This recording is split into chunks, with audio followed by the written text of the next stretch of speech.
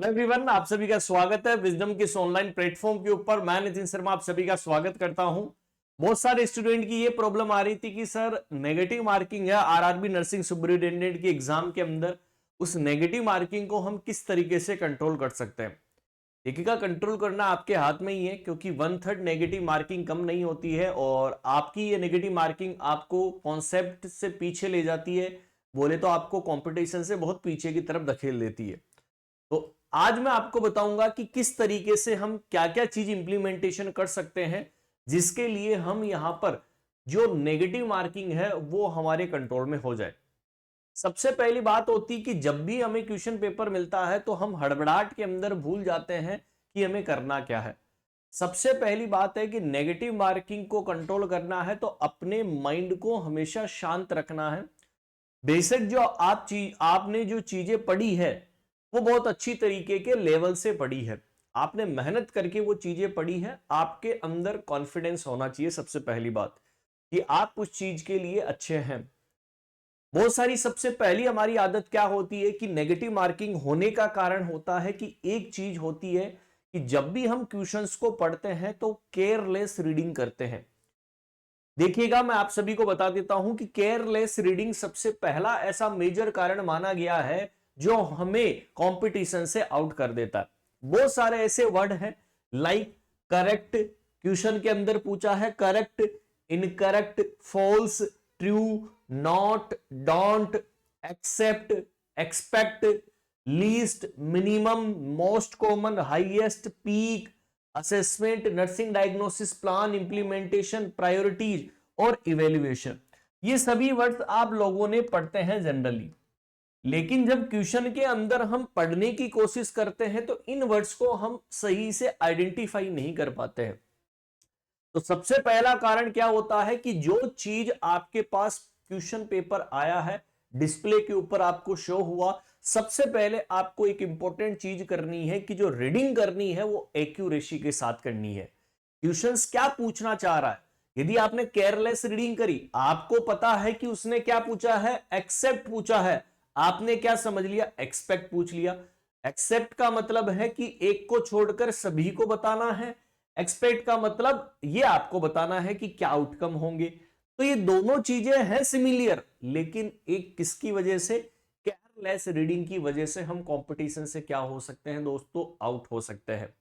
तो सबसे इंपॉर्टेंट चीज कि जब भी आपको क्वेश्चन पेपर मिले तो सबसे पहले आपको उस क्वेश्चंस को ढंग से पढ़ना है। क्वेश्चन क्या पूछ रहा है, क्वेश्चंस को जब आपने पढ़ा उसके बाद में ऑप्शन की तरफ जाना है कि हां मुझे अब इसका आंसर चूज करना है। तो पहला आपको नेगेटिव मार्किंग कंट्रोल करना है तो क्या चीज करेंगे, केयरलेस रीडिंग को हम आउट जो है इरेडिकेट करेंगे ताकि हमारे यहां पर ये क्वेश्चन गलत ना हो। सेकंड चीज क्या करें सर, केयरलेस रीडिंग के बाद में सर सिटिंग मैनेजमेंट। देखो बहुत सारे ऐसे स्टूडेंट हैं कि तैयारी तो सभी करते हैं लेकिन सिलेक्शन सबका नहीं होता है। अब सर आपने बोला कि सर 90 मिनट जो है हमें मिलने वाले हैं एग्जाम के अंदर, 90 मिनट मिलेंगे जिसके अंदर 100 एमसीक्यू होंगे। 100 एमसीक्यू के अंदर 70 एमसीक्यू तो आपके किसके रहने वाले हैं, नर्सिंग सब्जेक्ट के रहने वाले हैं, और 30 एमसीक्यू जो रहने वाले हैं वो नॉन नर्सिंग के रहने वाले हैं। सभी लोगों को पता है, क्लियर है। और ये आपके पास में 90 मिनट के अंदर आपको खेल खेलना है इन 100 एमसीक्यू के अंदर। ये भी आपको पता है कि जो है नेगेटिव मार्किंग भी अवेलेबल है, आप सभी लोगों के लिए सुविधाएं दी गई है। 1/3 जो है वो मार्क यहां पर कट हो जाएगा जब भी आप एक क्वेश्चन को गलत करेंगे। सबसे इंपॉर्टेंट चीज होती है कि जैसे हम घर के ऊपर पढ़ते हैं, हमने एनवायरमेंट ऐसा बना रखा है पढ़ने का कि हम मुश्किल से 1 घंटा भी नहीं बैठ पाते हैं, फिर कोई काम आ जाता है फिर उठ के चले जाते हैं। ऐसे ही चीज हमारे एग्जाम के अंदर हो जाती है। भैया एग्जाम के अंदर तो आपको वही 90 मिनट मिलने वाले हैं। इसका मतलब एक ये प्रायोरिटी क्या रहने वाली है कि आपके अंदर कैपेसिटी होनी चाहिए सिटिंग मैनेजमेंट की। यदि आप टिके भी कंसंट्रेशन होके कोई चीज यदि आप पढ़ रहे हैं तो मेरे हिसाब से आप कभी भी पीछे नहीं जाएंगे। मेरा एक प्लस पॉइंट ये रहा कि जब भी मैं पढ़ाई करता था तो कम से कम मैं 2 से 4 घंटे तक 2 to 4 आवर्स तक कंटिन्यू सिटिंग करता था, क्योंकि मिनिमम एग्जाम आप सभी लोग पढ़ते हैं कि 3-3 घंटे का जो है बड़ी एग्जाम्स जो है वो होती है, 2 घंटे की होती है, 3 घंटे की होती है ना, जनरली हम जब पढ़ते भी जैसे नोट सेट वगैरह। लेकिन यहां तो सर 90 मिनट है। क्या 90 मिनट भी आपका सिटिंग मैनेजमेंट नहीं हो सकता? तो सबसे इंपॉर्टेंट चीज है, पहली केयरलेस रीडिंग आपने जो है वो करी, जिसकी वजह से आप कंपटीशन से आउट हो चुके, नेगेटिव हो गया। सेकंड, सिटिंग मैनेजमेंट की सर वॉशरूम जाना है, पानी पीना है, 90 मिनट तक आपका कंसंट्रेशन पेपर के अंदर ही होना चाहिए। आपको यदि 1 लाख रुपए की सैलरी लेनी है तो भैया जी उसके लिए sitting management is the necessary tool of the success. ये हमारे लिए इंपॉर्टेंट चीज है। अरे आप जब ड्यूटी करते हैं तो 6 घंटे कैसे काम करते हैं, सेम उसी तरीके से आपको यहां पर सिटिंग मैनेजमेंट करना जरूरी है। आप घर के अंदर पढ़ रहे हैं, लाइब्रेरी के अंदर पढ़ रहे हैं, तो अपनी सिटिंग कैपेसिटी को बढ़ाइए ताकि आप उस माइंड को डाइवर्ट ना कर सके। तो सेकंड पॉइंट आपका सिटिंग मैनेजमेंट भी इंपॉर्टेंट रहने वाला है।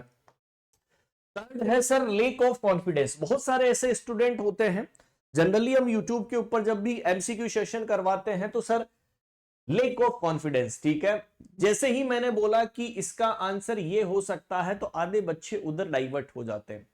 तो इसका मतलब खास बात ये होती है कि हमारे अंदर कॉन्फिडेंस की कमी होने की वजह से पढ़ते सब लोग हैं, आप सभी लोगों ने बढ़िया तरीके से मेहनत करी है, कहां से कोचिंग करी है, नोट्स आपने बढ़िया तरीके से प्रिपेयर की है, और प्रिपेयर करने के बाद आपको पता है कि 120/80 mm of HG normal blood pressure होता है। लेकिन लेक ऑफ कॉन्फिडेंस की वजह से आप इस क्वेश्चंस को गलत तरीके से इंटरप्रेट करें और आपने उस क्वेश्चन को गलत कर दिया। बोलते ना कि मेरे से तो इस पेपर के अंदर बहुत सिल्ली मिस्टेक हुई है। दोस्तों वो सिल्ली मिस्टेक कुछ भी नहीं है, वो केवल मनगढ़ंत आपके माइंड के अंदर चलने वाला क्या है, डिफेंस मैकेनिज्म है। सीधी और सिंपल बात, यदि आपने पढ़ाई नहीं करी है तो सिल्ली मिस्टेक होगी ही नहीं, ऐसी छोटी छोटी बातें आप गलत करोगे ही नहीं। तो जो भी बोलते हैं ना कि मेरे से यार इस पेपर के अंदर सिल्ली मिस्टेक, छोटी गलतियां हो गई, तो भैया जी जो पढ़ाई करता है वो कभी गलतियों के ऊपर जाता ही नहीं है, वो हमेशा सीधा और सटीक आंसर देने की कोशिश करता है। ठीक है, तो सिल्ली मिस्टेक एक बहाना है, एक डिफेंस मैकेनिज्म है। आपके अंदर कॉन्फिडेंस 100% होना जरूरी है, और हमेशा मैं क्वेश्चंस के अंदर आपका कॉन्फिडेंस बूस्टअप करवाने की कोशिश करता हूं।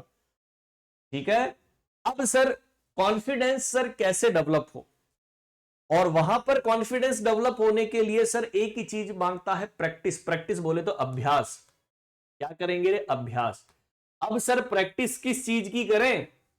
तो सबसे इंपॉर्टेंट चीज आती है कि यहां पर जो प्रैक्टिस करनी होती है आपको, वो किस चीज की करनी होती है? वो करनी होती है एमसीक्यू प्रैक्टिस। क्या करनी होती है दोस्तों? एमसीक्यू प्रैक्टिस, मतलब मल्टीपल चॉइस क्वेश्चंस की प्रैक्टिस।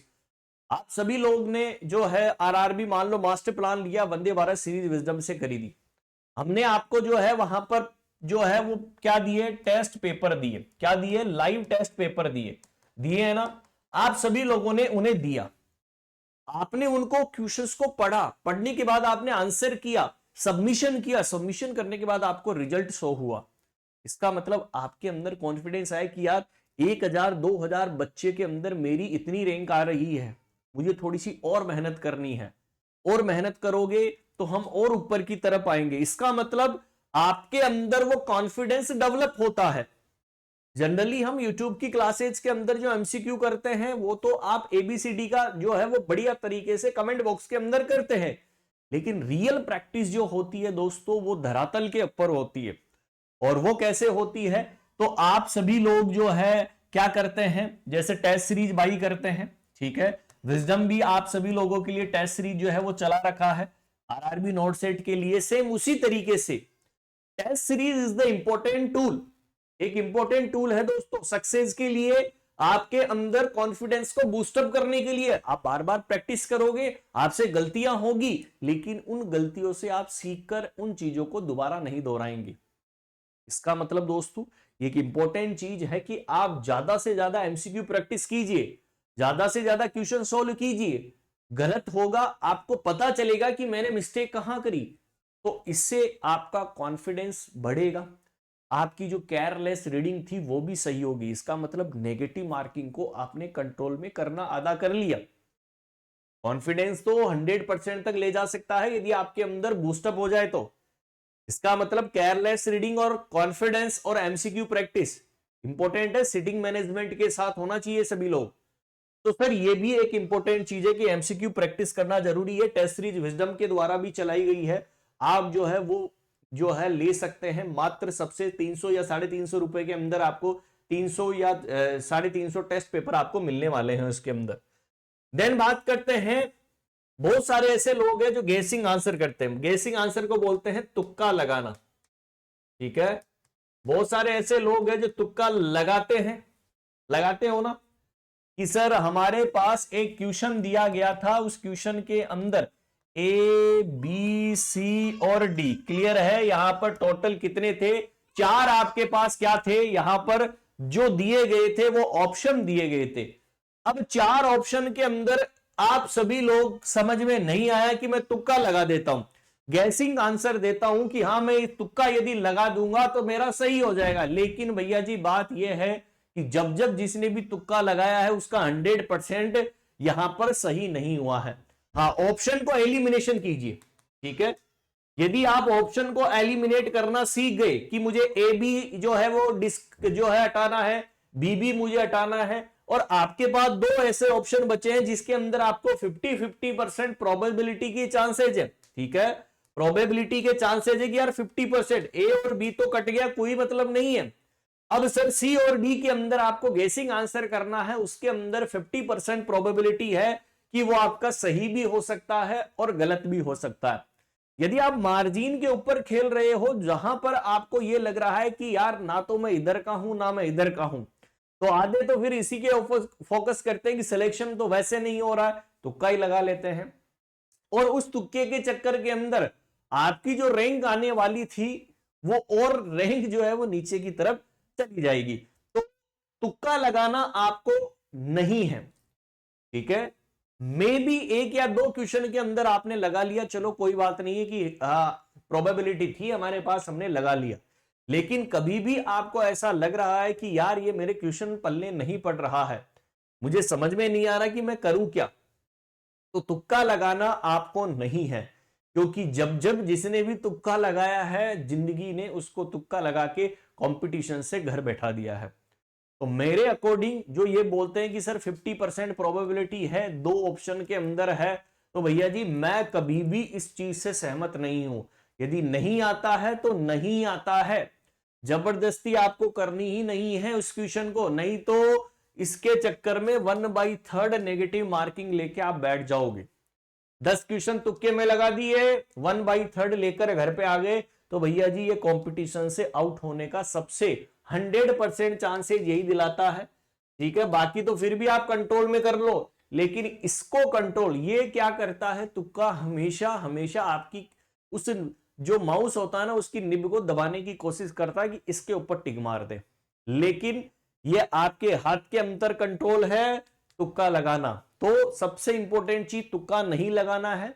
आपको लग रहा है 50% प्रोबेबिलिटी है 2 ऑप्शन के अंदर, तब आप उसके अंदर राय अपनी अनुसार ले सकते हैं, दिमाग की राय लो और फिर आप आंसर करो। बाकी मेरे अकॉर्डिंग तुक्का लगाना वाजिब बात नहीं है।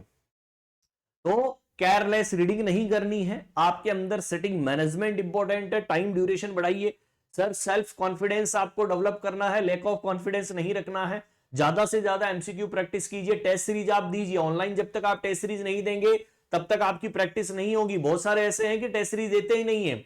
अरे आप डायरेक्टली जब एग्जाम में देने जाते हैं तो कंपटीशन से आउट हो जाते हैं क्योंकि प्रैक्टिस नहीं थी। अरे प्रैक्टिस करोगे बार बार तो आपका माइंड ओपन होगा, माइंड ओपन होगा तो सर बहुत सारे ऐसे क्वेश्चन है जो दिमाग के अंदर छप जाते हैं। तो एमसीक्यू प्रैक्टिस करो। विजडम की जो है एप्लीकेशन के ऊपर भी टेस्ट सीरीज चल रही है, आप वो वाली भी बाई कर सकते हैं। देन तुक्का नहीं लगाना है आपको, यदि तुक्का लगाओगे तो सर कंपटीशन से भी आउट हो सकते हैं। आई होप आप सभी को सारी चीज समझ में आ गई होगी। ये सभी चीजें आपको ध्यान में रखनी है और मैं गारंटी के साथ बोल सकता हूं कि आरआरबी नर्सिंग सुपरिटेंडेंट की एग्जाम के अंदर कंट्रोल आप कर लोगे इन चीजों को, तो नेगेटिव मार्किंग आप हद से ज्यादा कंट्रोल में हो जाएगी। क्योंकि नेगेटिव मार्किंग आपको सिलेक्शन ऊपर भी ले जाएगी, नीचे भी ले जाएगी। बहुत सारे ऐसे स्टूडेंट हैं जिन्होंने नॉन नर्सिंग सब्जेक्ट नहीं पढ़ा है ढंग से, और वो उनके अंदर तुक्का लगाएंगे, और तुक्का लगाएंगे तो दोस्तों आप सभी को पता है नेगेटिव मार्किंग होगी, और नेगेटिव मार्किंग फिर से हमें पीछे की तरफ ले जाएगा। तो उन चीजों से आपको बचना है। ये 4 चीजें मैंने आपको बताई है, प्रोबेबिलिटी भी मैंने आपको बता दी है, किस तरीके से आप कंट्रोल कर सकते हैं ये आपके हाथ के अंदर है। 28, 29 और 30 अप्रैल को हम इतिहास रचेंगे। आरआरबी नर्सिंग सुपरिटेंडेंट आप सब लोगों ने दमदार तरीके से मेहनत की है, यह मेहनत सफलता लाने वाली है। दमदार तरीके से आप लोगों ने जो स्टडी की है उसका रंग लेकर आएगी।